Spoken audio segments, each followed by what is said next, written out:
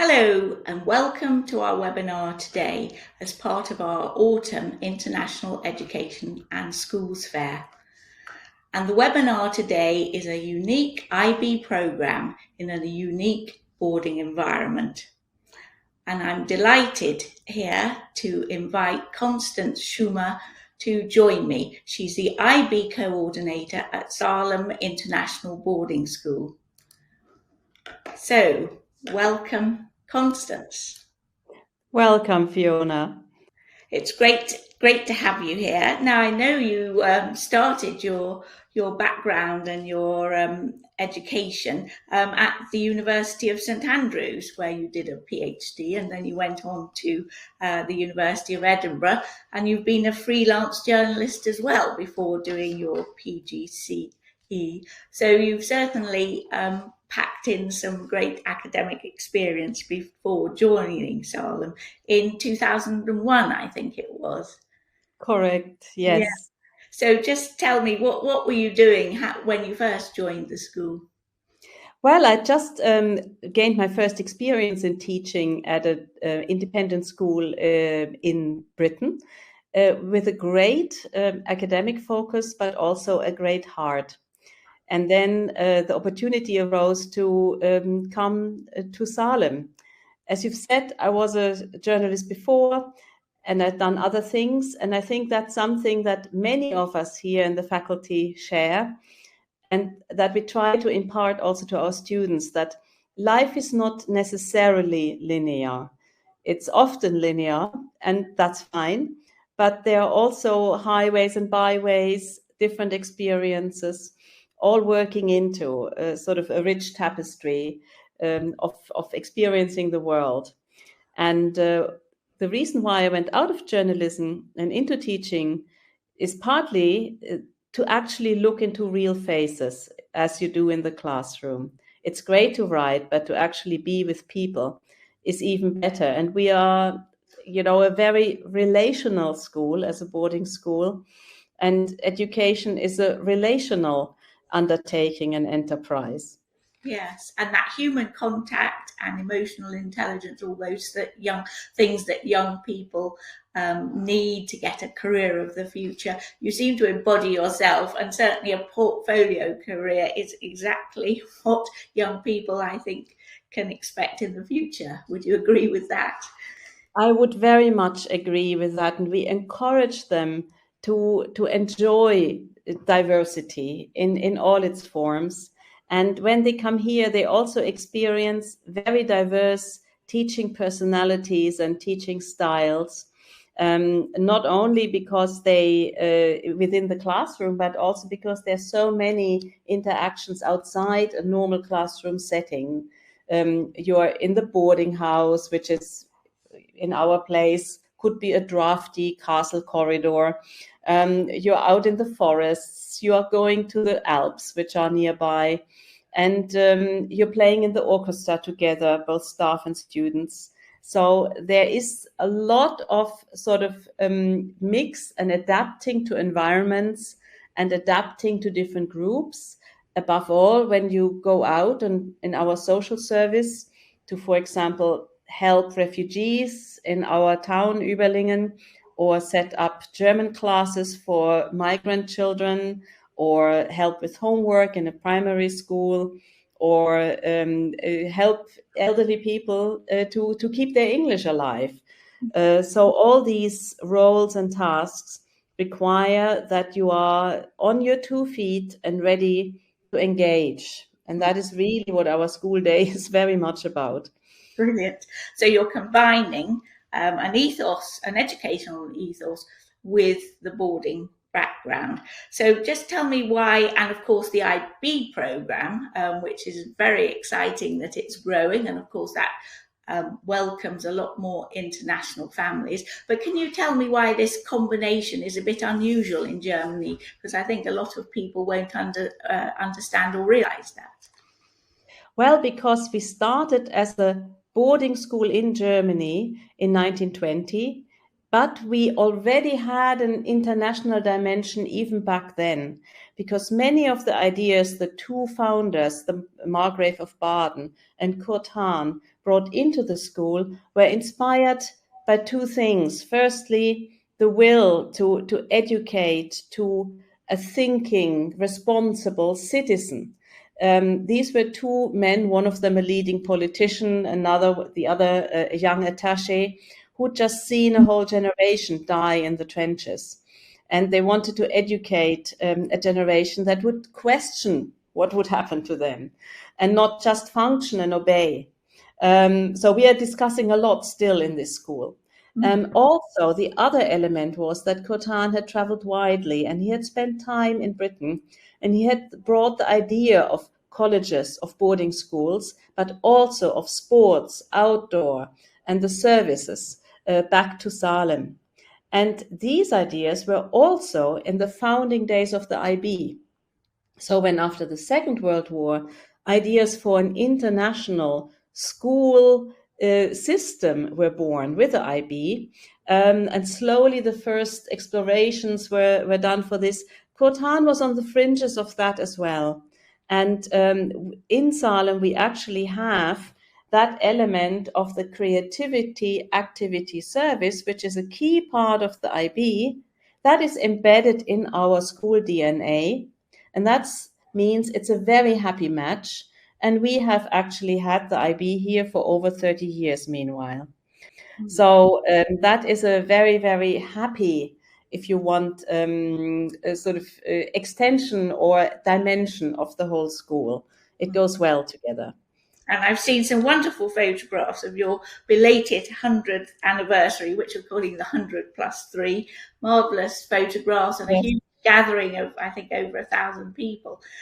So I'm sure people can catch up with that on our website or your website. So tell us a bit more about the education ethos and how you can welcome German speakers and nationalities from around the world, and then how it works with the IB program and the German program working in parallel. Well, the ethos is really to empower the student, to create a citizen of the world, confident to do good. Our school motto, imposed by Hahn, is still the parable of the Good Samaritan. Who is the person who doesn't look away when they see help is needed? And that is at the core, really, of this school ethos, to give young people, firstly, the personal freedom to know their strengths and their areas they need to work on, to have aims and dreams, and to have a social responsibility, to have that sense.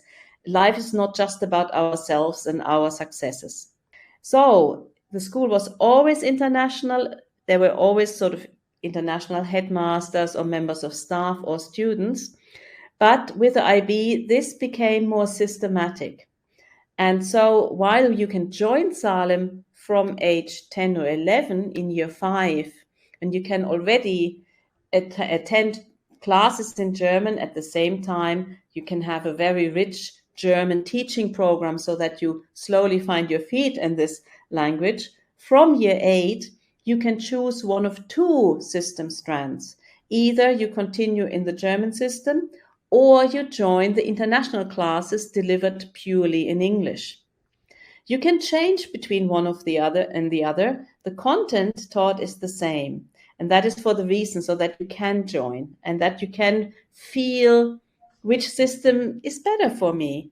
Because the IB is very internal assignment driven, examination driven in the end of the day. The Abitur, while they are very similar in their intellectual challenge, the Abitur has a semester accumulation approach, and the final exams are slightly of a lower weighting. So our students change and can change and chop. Most of them stay in one strand though. And then, of course, for when it comes to the upper school, you go into the IB diploma program, and we also welcome usually a couple of dozen of new students from outside into the diploma program.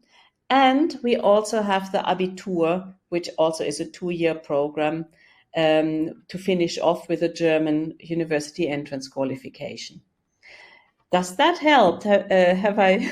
Really, really useful. And I think you also said that the IB has grown significantly in recent years. Yes. So it'd be interesting to know what you think the reason for that is, but also the breakdown. If we can also talk about the value of the boarding as well, and some of your Mhm. wonderful facilities you've got, because that's really going to inspire people as well. I think the IB has grown for 2 reasons. Every IB school starts with just 4 or 5 when they introduce the program, just very small cohorts. But we have been growing pretty consistently. The IB itself became worldwide much better known, much more successful. It became very much a system that reflected the needs and the interests of an internationally mobile generation. In our context, it has grown because actually the boarding gives a lot to the IB. They impact each other positively. To live in your school, to actually live the CAS, the core program, creativity, activity, service, and to have the opportunity to experience this autonomy that the IB demands of you as a thinker, but you can experience and practice it as perhaps a head of house in the boarding, a wing helper, or in your outdoor activity, or when you join the fire brigade, which has the same training as the state fire brigade and is part of the emergency service. So our young people may find themselves in the situation that they save real lives.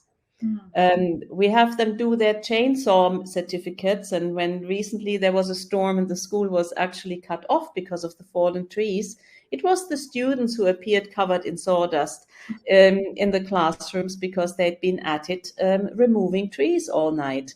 So it can be very real. Most parents will now hold their breath when I say that we have a student-driven school bus service. Those students who actually have their driving license get a safety training and can apply to become a school bus driver. Mm. And they're vetted and checked, and they drive little minibuses about for real. And that was Kurt Hahn's idea that you cannot pretend to teach strengths and values. You must let students experience. You must let young people experience themselves. And so they grow through the boarding context, they grow all over. And what we experience is that there are massive surges in maturity. And we've learned to have the patience to wait for those. Sometimes somebody is in the doldrums for a long time and the grades aren't good and the whole young person is a little bit, but don't give up, because all of a sudden this person also finds their wings and it all starts coming together. And that's also why we are actually not one of those schools ambitious for maximum beautiful points results that we can put into our shop window. That's not what matters. It matters that the outcome is right for the student and for the young person, and that they have a feeling of achievement and of self-fulfillment and of seeing the future opening up for them. And that can happen in a myriad of ways. So we really try to see in our very busy day, you can imagine 300 teenagers, for example, just in the upper school, 600 in the different school sites together. We can really see the individual.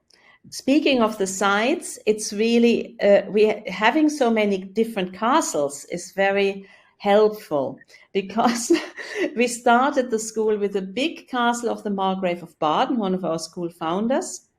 And even within that, there is a small castle building, a little palace, and that is now the home of the youngest years. So they have their small castle with their own garden in year 5 and 6 to live in.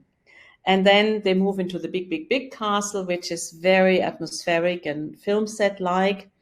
And then for the upper school, they come to, again, a small rural castle just overlooking the lake, and a modern campus built 20 years ago by an award-winning architect, Arno Lederer.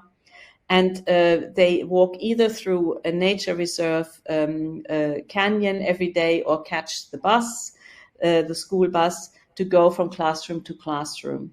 And it's a more open environment, close to the town, more appropriate for really mature teenagers.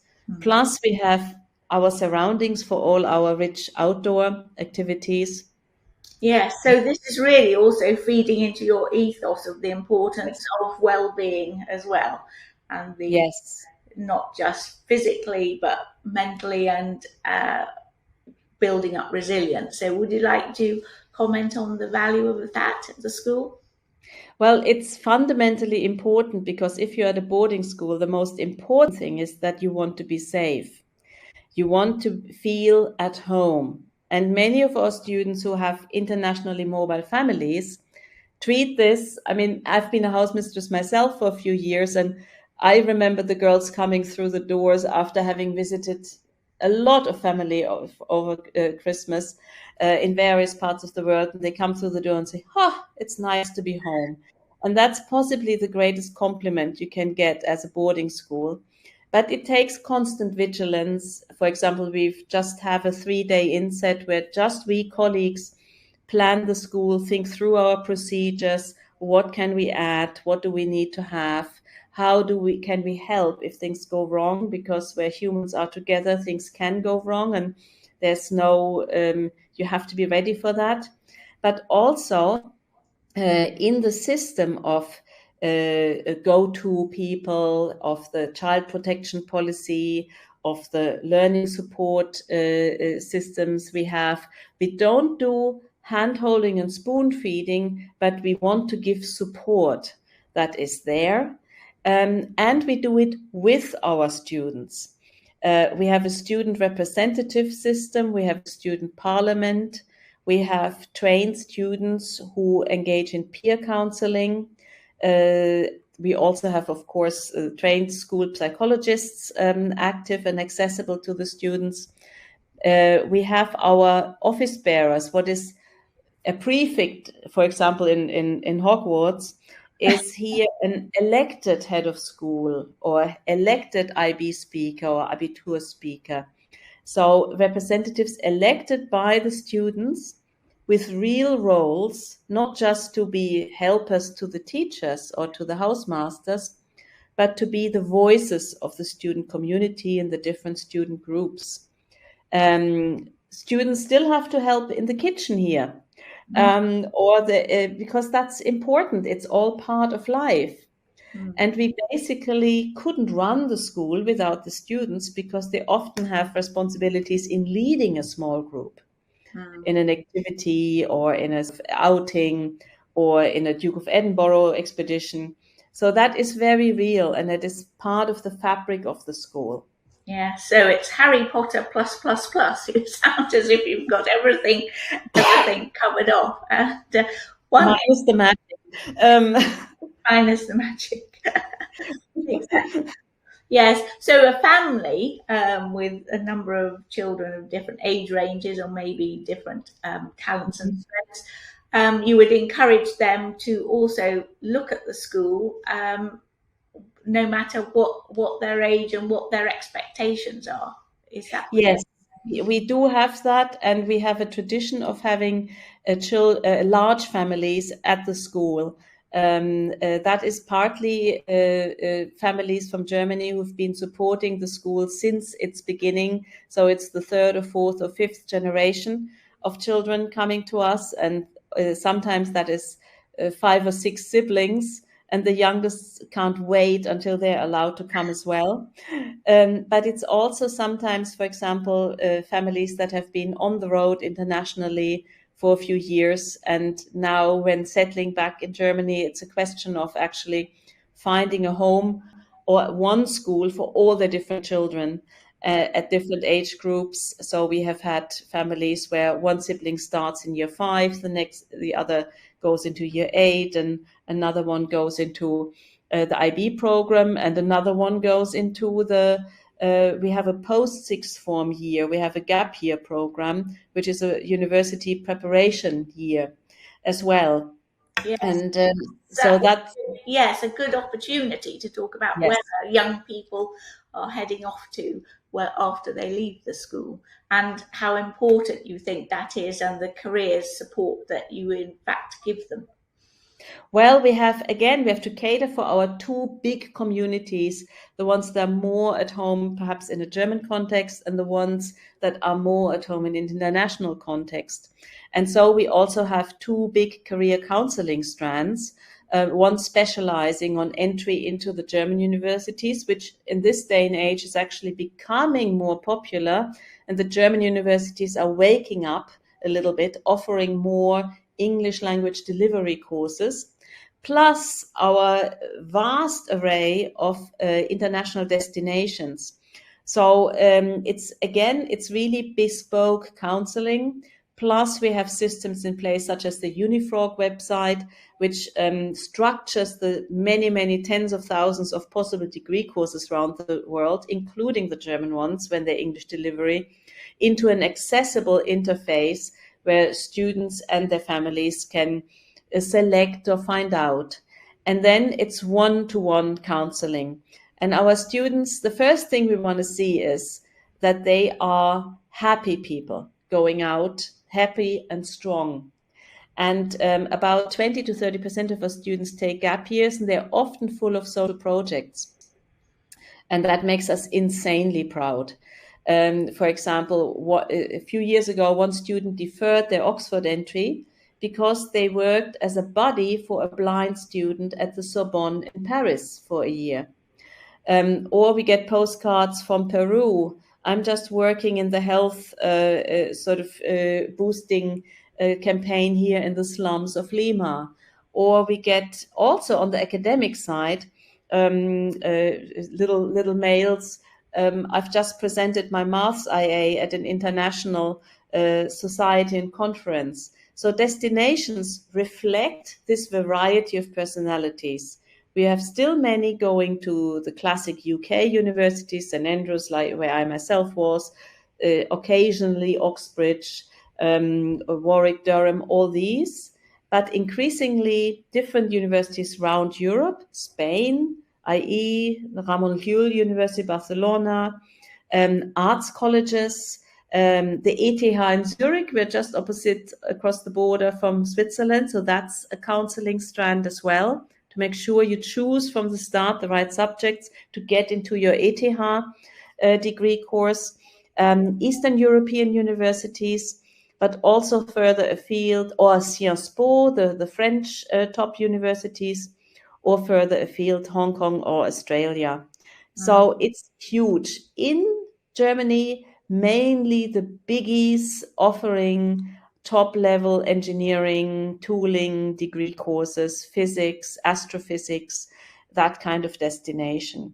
And of course, some of these degree courses need a big bunch of keys, your 40 plus points, but not every degree course. For example, very, very rich are the Netherlands, the Dutch degree courses, and many of our students go there. And we teach subjects such as environmental systems, global politics, computer science, and these are very much also the subjects of the future. So we had students really come back saying, this computer science course I ended up in a Dutch university has turned out to be one of the top ranked in the world. And I'm so grateful because my IB overall result wasn't that great, but I have this aptitude for computer science and I could live it there. So does that help a little bit to give an idea? Absolutely. So a parent listening to this, they would likely come across families of a broad number of nationalities. I think you said 40 plus, is that right? Yes. Yes. Yes. So they would gets this sense of being an international citizen right from the start of the school.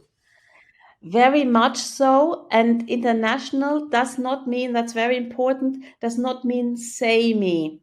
There's always a cultural context.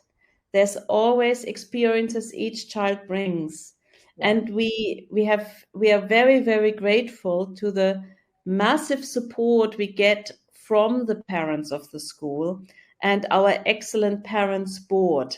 There is a parent representation, a parents board, which also is sort of, it has international, it involves the international community, and they help us to transport the ethos. So that is very strongly there, and there are of course programs also for the parents when they come for Parents' Day.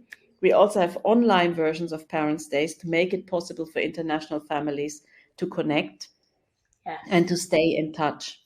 Yes, brilliant. So, in summary, what would you say to employers, for example, considering boarding school as an option? How valuable do you think that is in helping to retain talent and keep employers and their families able to go around the world? Well, I think what you have is if you choose a boarding school, you create a home base and you create a pillar of stability, really, in your life. Whatever happens or whatever the family has to react to, there is a school where the child can always connect to. If, for example, during the pandemic, that's perhaps just one sentence, we actually kept the school open through the holidays to offer a home for the students who could not travel. Some of our students could not see their families for over a year or nearly 2 years because the traveling, the quarantines, and so on, it was all too complicated. And yet we kept the school open. We had a Christmas here for those who could not go home to see their families. So we try to be that family's extension.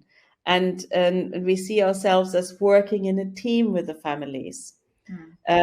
We see the student in the first place. So sometimes we have, we are the student's champion in, for example, choices of careers or universities. But the aim is to really be together as a team for the student. So, and for okay, the sorry.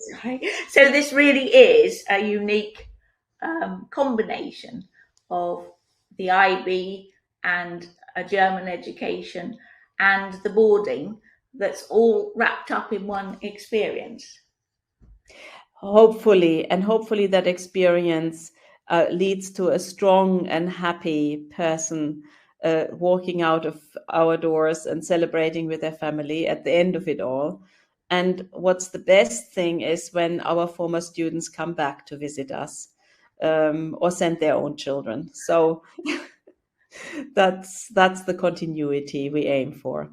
Well, thank you very much for sharing this fabulous insight of the school. It looks absolutely marvellous, and I encourage people to look at the videos and photographs and to come and visit you as well. So thank you very much for your time, Constance, and we look forward to introducing you to lots more pupils and families over the years. Thank you very much. Thank you very much, Fiona. It's been a pleasure. So we've been talking today to Constance Schumer, who's the IB coordinator at the International School of Salem. And here are details of her, and here's details of her bio and the school. I'm Fiona Murchie, and I'm the managing editor of Relocate Global and Think Global People. And here is how you can get in touch with Salem International Boarding School, and do get in touch via social media, our website, or via our website. Relocate Global and Think Global People is a multimedia which provides a full range of magazine articles, digital stories online education and information. We produce magazines and the International Education and Schools Fair held in the spring and autumn virtually. So please do keep in touch and subscribe to our e-newsletters to find out more.